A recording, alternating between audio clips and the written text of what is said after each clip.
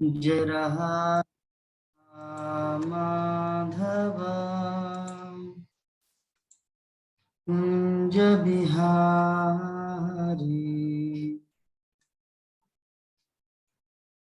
गोपी जन वल्लभ गिरिवरधारी यशोदनंदन ब्रज जन रंजना यमुना तीरा वनचारी जय राधा माधव कुंज बिहारी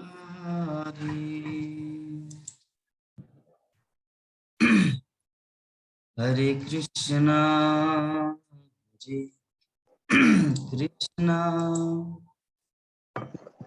कृष्णा हरे हरे हरे कृष्ण प्रभु। राम हरे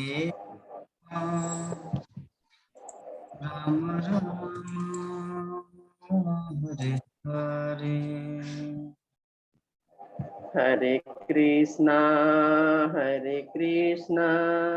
कृष्णा कृष्णा हरे हरे, हरे राम राम राम हरे हरे। हरे कृष्णा कृष्णा कृष्णा हरे हरे राम हरे राम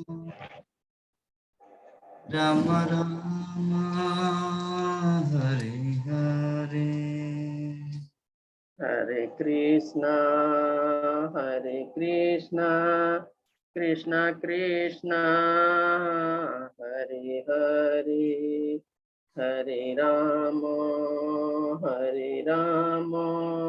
राम राम हरे हरे। हरे कृष्णा कृष्णा कृष्णा हरे हरे हरे राम राम राम हरे हरे हरे कृष्णा कृष्णा कृष्णा हरे हरे, हरे राम राम राम हरे हरे। हरे कृष्णा कृष्णा कृष्णा हरे हरे हरे राम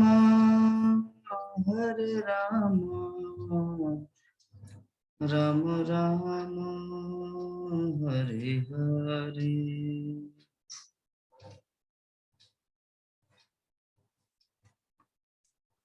हरे कृष्णा कृष्ण कृष्ण हरे हरे हरे राम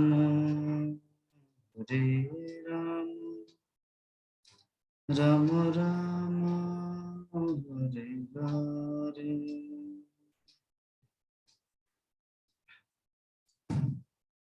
जय राधा माधव माधव राधे जय पंचतत्व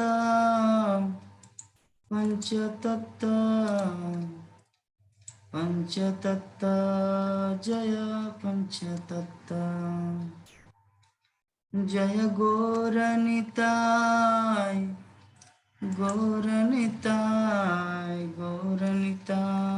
जय गौरनिताय।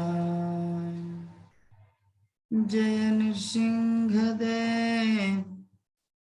नृसिंहदेव नृसिंहदेव जय नृसिंहदेव।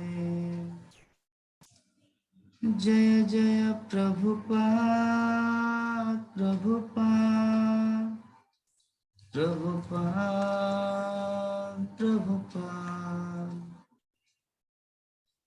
निताय गौर हरि बोल हरि बोल हरि बोल हरि बोल। जय हरिनाम संकीर्तन की, जगत गुरु शिल प्रभुपाद की, अनंत कोटि वैष्णव भक्त बिंद की, समवेत गौर भक्त बिंद की, निताय गौर प्रेमानंदे। ओम ज्ञानतिमिरन्धस्य ज्ञानाञ्जनशलाकया चक्षुरुन्मिलितं येन तस्मै श्री श्री गुरुवे नमः। श्रीचैतन्य श्रीचैतन्यमनोभीष्टम् स्थापित येन भूतले स्वयं रूप कदा महीं ददाति स्वपदातिकम्। वन्दे वन्दे श्री श्रीगुरु श्रीयुक्तपदे श्रीगुरुन् वैष्णव च श्रीरूपं साग्रजातं सहगण रघुनाथान्वितान्तं सजीवं साधु सादरवधूतं परिजनसहितं कृष्णचैतन्यदेवं श्रीराधा कृष्णपादान् सहगण ललिता श्रीविशाखावितान्तं च। नमो विष्णुपादाय हाय कृष्ण प्रेषठाय भूतले श्रीमते श्रीमती भक्ति वेदांत स्वामिने इति नामिने। नमस्ते नमस्ते सरस्वते देवे गौरवाणी प्रचारिणे निर्विशेष शून्यवादी पश्चात देश तारिणे। हे हे कृष्ण करुणा सिंधु दीनबंधो जगतपते गोपेश गोपिका कांत राधा कांत नमोस्तुते। तप्तकांत तप्तकंचरांगी राधे वृंदावनेश्वरी वृषभानुसुते देवी प्रणमामि हरिप्रिय।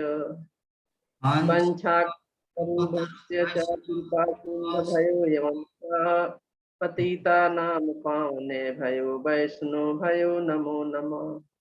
हरे जय श्री चैतन्य नित्यानंद श्री अद्वैत गदाधर श्रीवासादि गौर भक्त वृंद। हरे कृष्णा कृष्णा कृष्णा हरे हरे हरे राम राम राम हरे हरे। ओम नमो भगवते वासुदेवाय। ओम नमो भगवते वासुदेवाय। ओम नमो भगवते वासुदेवाय। ओम नमो भगवते वासुदेवाय। ओम नमो भगवते वासुदेवाय। ओम नमो भगवते वासुदेवाय। नारायणं नमस्कृत्य नारायण नरं चैव नरोत्तमं नरञ्चैगो नरोत्तमं देवीं सरस्वतीं व्यासं देवीं सरस्वतीं व्यासं ततो जयमुदीरये। ततो जयामुदीरये। नष्टप्रायेषु अभद्रेषु प्रायेषु भद्रेषु तं भागवत सेवया यं भागवतं सेवया भगवती उत्तम श्लोके भगवती उत्तम श्लोके भक्तिर्भवति नष्टिकी। भक्तिर्भवति नैष्टिकी। श्रीमद् भागवतम प्रथम स्कंद 13 अध्याय श्लोक संख्या 46।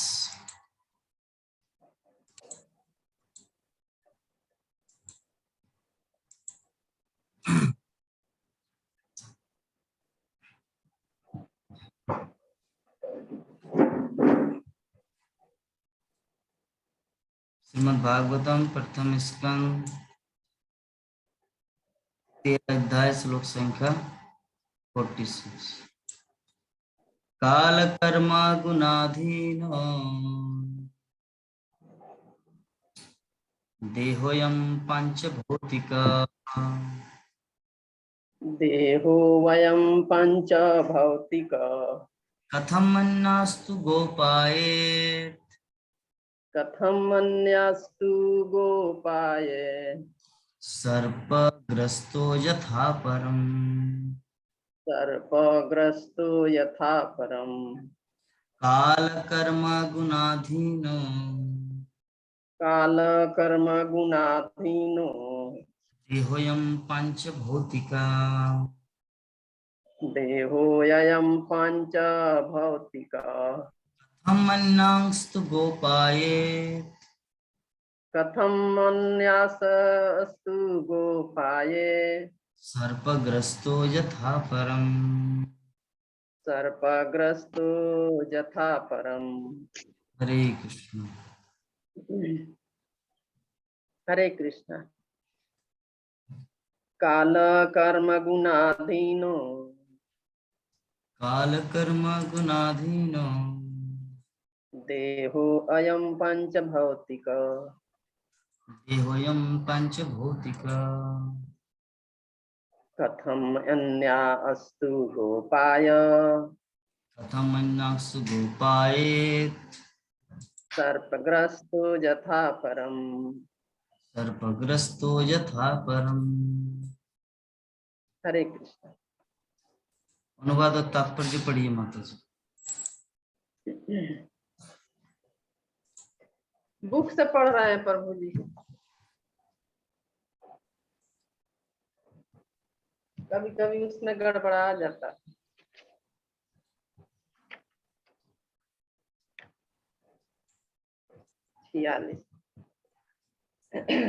हरे कृष्णा माता जी। हरे कृष्णा। हरे कृष्णा प्रभु जी। ये 46 अध्याय 46 है। 5 तत्वों से निर्मित यह स्थूल भौतिक शरीर पहले से ही सनातन काल कर्म तथा भौतिक प्रकृति के गुणों के अधीन है, तो किस तरह से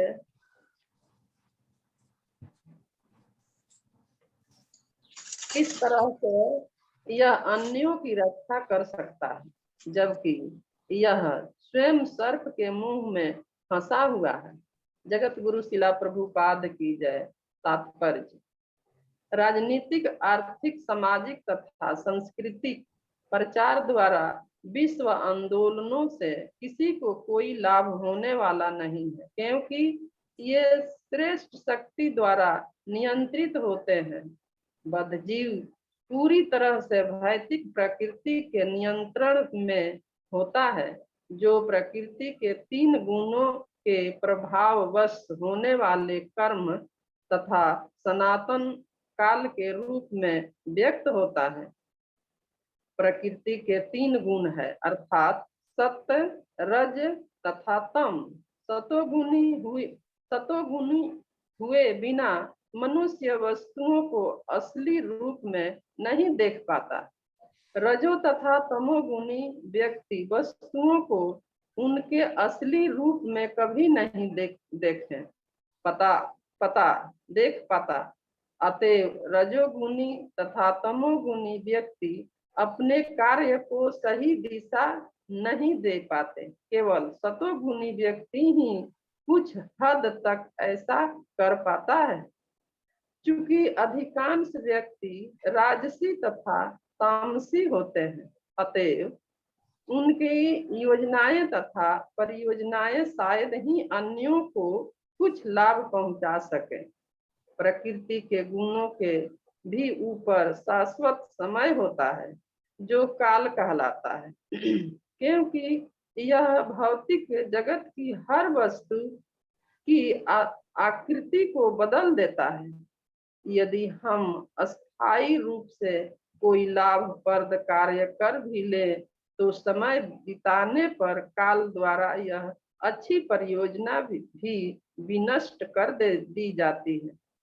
यदि कुछ किया जा सकता है तो इतना ही कि इस सनातन काल से छुटकारा पा लिया जाए, जिसकी तुलना काल सर्प से की गई है, जिसका दंश सदैव जानलेवा होता है। कोई भी व्यक्ति सर्प दंश से नहीं बच पाता। अतएव काल सर्प अथवा प्रकृति के गुणों के चुंगल से बचने का सर्वश्रेष्ठ उपाय भक्ति योग है, जिसकी संस्तुति भगवत गीता 14.26 में की गई है। सबसे पूर्ण लोक उपयोगी परियोजना यह है कि हर व्यक्ति को विश्व भर में भक्ति योग के प्रचार कार्य में लगाया जाए, क्योंकि उसी के द्वारा लोगों को काल, कर्म तथा गुण द्वारा व्यक्त माया के चुंगल से बचाया जा सकता है। भागवत गीता 14.26 से इसकी स्पष्ट रूप से पुष्टि होती है। हरे कृष्ण।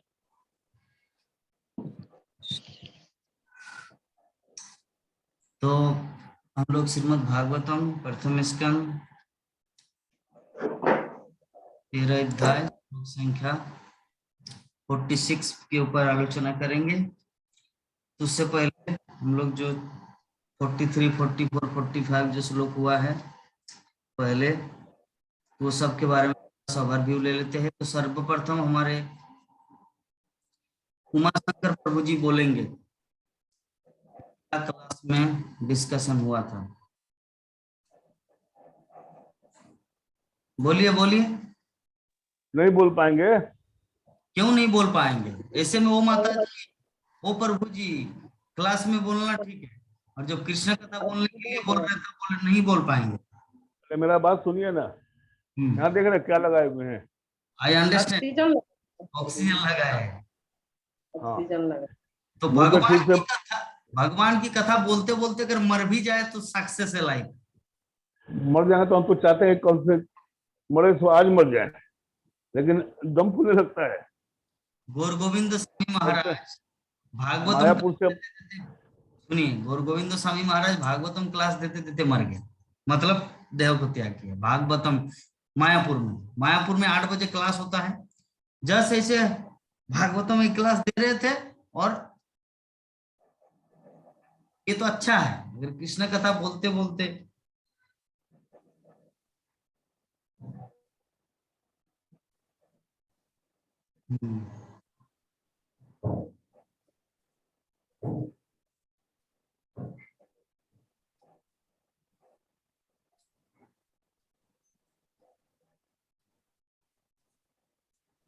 तो हमारे नंद किशोर माता जी बोलने की कृपा करें कि क्या क्लास में डिस्कस हुआ था, क्योंकि विभा माता जी अभी बंदी गृह में है, वो कुछ बोल नहीं सकते।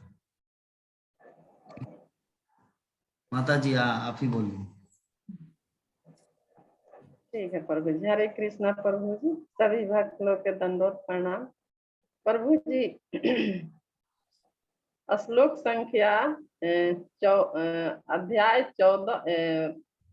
45 में आपने बताए थे कि नारद मुनि युधिष्ठिर महाराज को बोल रहे हैं कि हे राजन, तुम दूसरे के विषय में चिंता करना छोड़ दो। आपके ताऊ और ताई जी परमेश्वर के शरण में चले गए हैं। वे लोग परमेश्वर के पास अच्छे से अपना भक्ति में लगे हैं। हे राजन, नारद मुनि बोल रहे हैं, हे राजन, आपका भ्रम है कि वे मेरे बिना वे लोग असहाय हो गए हैं। नहीं, वे लोग असहाय भगवान मतलब वे लोग असहाय नहीं है, भगवान परमेश्वर के भक्ति कर रहे हैं।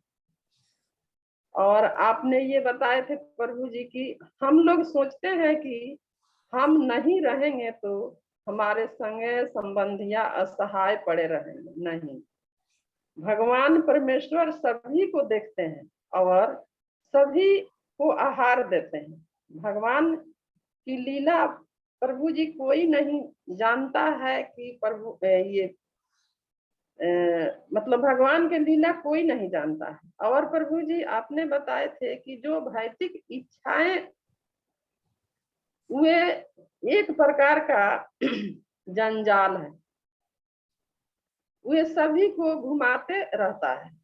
हमारे जीवन में इच्छाएं जो है वे कभी पूरा नहीं होती। मतलब वे जितना हम इच्छा करेंगे उतना ही इच्छा बढ़ते जाएगा, लेकिन एक इच्छा पूरी हुई तो दूसरी इच्छा, दूसरी पूरी हुई तो तीसरी इच्छा। तो प्रभु जी अब और मनुष्य के इच्छा इतना मतलब असीमित है कि वे कभी पूरी नहीं होती है। और लेकिन एकमात्र भगवान श्री कृष्ण ही है कि सबसे उत्तम इच्छाएं को पूरा करते हैं, करेंगे और अपने धाम को बुलाते हैं। और प्रभु जी आपने ये भी बताए थे कि एक सिगरेट के विषय में उदाहरण दिए थे कि पिता सिगरेट पी रहे हैं और बच्चे देख रहा है, लेकिन बच्चे तो भी भगवान मतलब बच्चे को पिताजी बच्चे कहेगा कि सिगरेट हम पिएंगे तो पिताजी बच्चे को सिगरेट कभी नहीं देंगे, क्योंकि बच्चा के सिगरेट पीने के मतलब चाह रहा है, लेकिन पिता जो है ना वे उसके लिए मिठाई देंगे, चॉकलेट देंगे या और भी खाने का व्यंजन जो है सो देंगे, लेकिन उसको सिगरेट कभी नहीं पीने देंगे। इसी तरह के हमारे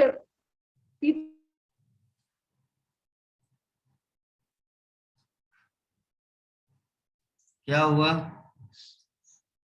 नंदा किशोर माता जी?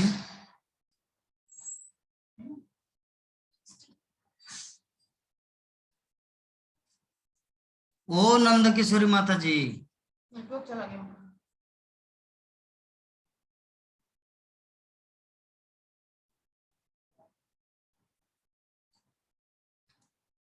क्या हरे कृष्णा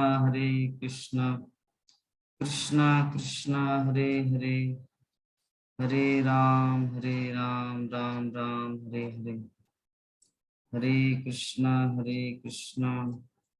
कृष्णा कृष्णा हरे हरे, हरे राम राम राम हरे हरे।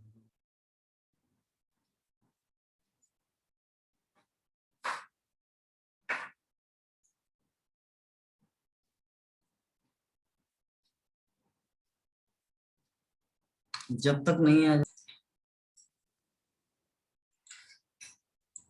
तो आज का हमारा जो श्लोक है 46 नंबर श्लोक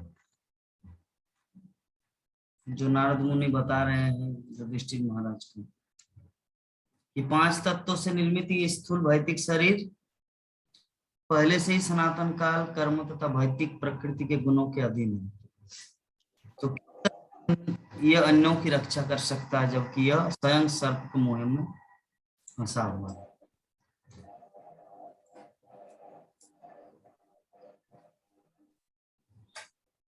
कहाँ चले गए थे माता जी? प्रभु जी ये नेटवर्क नहीं आ रहा था। ठीक है, जल्दी बोलिए, 2 मिनट में बोलिए, 2 मिनट में फिनिश कीजिए। प्रभु जी वही बोल रहे थे कि भगवान हमारे कृष्ण भगवान इतनी दयालु है, इतने दयालु है कि हम लोग इतना पापी हैं, पाप कर रहे हैं, लेकिन फिर भी भगवान कृष्ण हम लोगों को क्षमा कर देते हैं। सिर्फ भक्ति करेंगे पर भगवान हम लोगों को क्षमा कर देंगे और अपने पास भी बुला लेंगे। सबके साथ मतलब गुरुजनों के, साधु संत के साथ संग करना है और श्रवण करना है, ये कथा को भगवत को श्रवण करना है और सारे नियम को पालन करना है और प्रभु जी और आपका कहने के अनुसार भी चलना है। तो यही है प्रभु जी। अब तो क्या कहें, भगवान ही सब बेड़ा पार लगाएंगे। अगर सब कुछ ठीक से करेंगे, सब नियम का पालन करेंगे, तो ये सब का मतलब आप ये हुआ प्रभु जी कि भगवान हमारी इतना दयालु है कि सभी को, सबको देखते हैं वो, और भगवान के सेवा में लगे रहेंगे, और सब कुछ भगवान के ऊपर सारा समर्पित कर देंगे, और वही बेड़ा पार लगाएंगे। हरे कृष्णा प्रभु जी। और ठीक है। और तो याद नहीं है। तो देखिए, बहुत ही इंपॉर्टेंट बात नारद मुनि युधिष्ठिर महाराज को बोल रहे हैं। ये जो हमारा शरीर बना है, ये शरीर किस किस चीज से बना है? क्षिति जल पावक गगन समुद्र, अर्थात जल वायु पृथ्वी अग्नि और आकाश। तो ये जल वायु पृथ्वी अग्नि और आकाश ये कहाँ, किसके कंट्रोल में है? प्रकृति के कंट्रोल में है। तो कंट्रोल मतलब क्या है? जैसे एक जेलर होता है और जेल खाना होता है, तो जेल खाने में बहुत सारे कैदी होते हैं और जेलर उसको कंट्रोल करते हैं। तो ये तो कैदी जो है ना, हम सब है, और जेलर जो है माया देवी अर्थात प्रकृति। तो प्रकृति ऑलरेडी हम सबको, अर्थात ये जो हमारा पांचों चीज है, जल वायु पृथ्वी अग्नि और आकाश, जो प्रकृति के हाथ में कंट्रोल है। तो हम अगर चाह के भी दूसरों को क्या रक्षा कर सकते हैं? क्योंकि यद्यपि मेरा हाथ बंधा हुआ है और कोई व्यक्ति बंधा हुआ है, तो क्या मैं जाके इसे खोल सकता हूँ? ये पॉसिबल है, क्योंकि मैं खुद बंधा हुआ हूँ बद्ध जीव, तो दूसरों को कैसे हेल्प कर सकता हूँ? तो वही चीज यहाँ पे लागू होता है। युधिष्ठिर महाराज जो पश्चाताप कर रहे थे कि हाय रे, मेरा ताऊ चले गए, मेरा ताऊई, मेरा चाचा चले गए, यहाँ पे कितना सुंदर खाना पीना एक साथ खाते थे। तो यहाँ पर नारद मुनि वही चीज उनको बोल रहे, देखिए इस संसार में कोई किसी का हेल्प नहीं कर सकता एकमात्र कृष्ण छोड़कर, क्योंकि कृष्ण ही एकमात्र है। मयातीतम इदम सर्वम जगत अव्यक्त मूर्तिना मतस्थानि सर्वभूतानि मांग च वे नचांग व्यक्त अवस्थित नचांग व्यक्त अवस्थित, अर्थात ये पूरा संसार मेरे द्वारा कंट्रोलिंग है, मुझसे उत्पन्न हुआ है, लेकिन मैं उनमें नहीं हूं। इसका अर्थ है कि भगवान श्री कृष्ण इस जगत में रहते हुए भी वो सबसे ऊपर है, वो किसी के कंट्रोल में नहीं है, बल्कि उनके कंट्रोल में ये जगत है, दिस वर्ल्ड। ठीक है। तो इस स्थिति, इस तथ्य को हम लोग को समझना है कि क्या करोगे इसमें, इस तथ्य को समझना है कि हम लोग बंधे हुए हैं, हम दूसरे को खोल नहीं सकते। तो हम लोग बंधे हुए, इसका फीलिंग होता है कभी कभी। ऑलरेडी क्लास में ये सब वर्णन हो चुके हैं कि हम लोग चाह के भी कुछ नहीं कर सकते, प्रकृति का खेल है। चाह के भी हम लोग कुछ नहीं कर पा रहे किसी के लिए। क्यों? क्योंकि हमारे पास वो गुण नहीं है, हमारे पास वो क्वालिटी नहीं। भगवान स्वतंत्र है, हम सब स्वतंत्र नहीं है। जो स्वतंत्र होता है वही परतंत्र को उद्धार कर सकते हैं, लेकिन हम लोग स्वतंत्र है नहीं, खुद ही परतंत्र है, बंधे हुए जीव, बद्ध जीव। इसीलिए संभव नहीं है दूसरों को सहायता करना। तो इसीलिए इसलिए प्रभुपाद बोलना चाह रहे थे, संसार में वर्तमान जो समय है, राजनीतिक हो, आर्थिक, सामाजिक तथा सांस्कृतिक प्रचार द्वारा विश्व आंदोलनों से किसी को कोई लाभ होने वाला नहीं, क्योंकि ये श्रेष्ठ शक्ति द्वारा नियंत्रित होते हैं, कंट्रोलिंग होते हैं। ये राजनीति मतलब जो हम लोग बोलते हैं ना, चलिए बाबा अभी भाजपा सरकार आ गया है, अभी तो सब ठीक हो गया, अभी कांग्रेस सरकार आ गया है, अभी सब ठीक हो, ये सब श्रील प्रभुपाद बोले कि कुछ होने वाला नहीं। ये सामाजिक, ये आर्थिक, ज्यादा पैसा कमा लिया तो सुखी हो जाएंगे, उसमें भी संभव नहीं। सामाजिक एक अच्छा व्यक्तित्व बन गया, उसमें भी कुछ होने वाला नहीं। संसार में कुछ होगा तो एकमात्र और एकमात्र कृष्ण भक्ति के द्वारा संभव। आप बोलेंगे नहीं हम गरीब है इसलिए दुखी है, धनी बनेंगे तो दुखी नहीं है। मेरा प्रश्न ये है, आप 3 बेला खा पाते हैं ना भगवान की कृपा से? 3 बेला खाते हैं, पैसा भी आता हर महीना, पेंशन, माता जी भी अच्छी तरह इनकम करते हैं, तो फिर भी दुख है क्यों जीवन में? इससे पता चलता है कि ये जो दुख का निवारण पैसे से नहीं होता है, दुख का निवारण एकमात्र कृष्ण भक्ति से होता है। तो बद्ध जीव जो है पूरी तरह हुए भौतिक प्रकृति के नियंत्रण में होता है, जो प्रकृति के 3 गुणों के प्रभाव बस होने वाले कर्म तथा सनातन काल के रूप में व्यक्त होता है। बद्ध जीव मतलब हम सब, हम लोग अभी प्रकृति के बंधन में जकड़े हुए हैं। सत्वगुण, रजगुण और तमोगुण 3 गुण होता है। सत्वगुण अच्छा का प्रतीक है, तमोगुण बुराई का प्रतीक है और रजगुण लोभ का प्रतीक है। ठीक है, तो सत्वगुणी मनुष्य क्या करते हैं? जो सत्वगुणी होते हैं, शास्त्रीय ज्ञान जिसके पास है, वो वस्तुओं को यथारूप में देख सकता है कौन क्या है। वस्तुओं को यथारूप में देखने का अर्थ क्या है? एग्जाम्पल, जैसे आप रात के अंधेरे में कहीं पर जा रहे हैं, तो एक झुंड है, आपके हाथ में लाइट नहीं है, आप झुंड को देख के क्या सोचेंगे आप? अरे एक बाघ बैठा हुआ है, ये तो मुझे खाएगा, चलो भागो यहां से।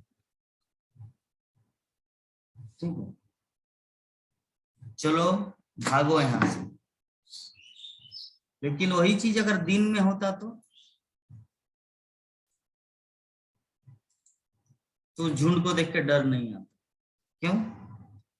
क्योंकि वास्तविक रूप से आप देख पा रहे हैं ना, वो कोई बाघ नहीं है। डर इसलिए लग रहा है क्योंकि आपको भ्रम है कि वो बाघ है। तो सत्वगुणी मतलब दिन का प्रकाश, उजाला, और तमोगुणी मतलब रात के अंधेरा, रात्रि का अंधकार। तो हम सबको क्या करना है? तमोगुणी रजोगुणी से सत्वगुणी में आना। तभी हम लोग भगवान क्या है, जीव क्या है, जीवात्मा क्या है, संसार क्या है, ये सब कुछ चीज हम लोग तब समझ पाएंगे। तो सत्वगुणी स्तर में हम लोग को आना पड़ता है। उस दिन हम लोग 5 प्रकार के प्राण का वर्णन, 5 प्रकार की चेतना का वर्णन किए थे। किसको याद है? कौन पॉइंट आउट करके नोट डाउन करके लिखे? पहला अन्नमय बता रहे हैं। पहला एक चीज बता दिए, 5 प्रकार की चेतना है। कौन लिख के रखे है? उमाशंकर प्रभु जी के लिए मैं बोला था, क्योंकि प्रभु जी बहुत खाना खाने में व्यस्त रहते, इसीलिए मैं बोला था कि 5 प्रकार की जो चेतना है। प्रभु जी मायापुर में आए थे, बोले कि प्रभु जी महाप्रसाद में ये खाना है। प्रभु जी कितना खर्चा होगा, यद्यपि सोचना पड़ता, लेकिन ऐसा समय था प्रभु जी एकदम नहीं सोचते थे, जो मन में आते थे खाते थे। लेकिन अभी परिस्थिति थोड़ा दूसरा है, जिसके कारण सोच समझ के चलना पड़ता। अन्यथा प्रभु जी तो शेर है, शेर। जब मायापुर के रोड में चल रहे थे, ऐसा लग रहा था कि सिंह दहाड़ मार रहा है। लेकिन वही व्यक्ति अभी ऑक्सीजन में फंसे हुए हैं। तो ये प्रकृति का नियम है। ये प्रकृति का नियम जो है ना, किसी को छोड़ता नहीं। इससे पता चलता है कि एकमात्र शक्तिशाली और शक्तिमान भगवान है, हम सब निर्बल है। अगर हम लोग शक्तिमान होते तो शक्तिमान ही रह जाते, ऑक्सीजन लगाने की क्या जरूरत।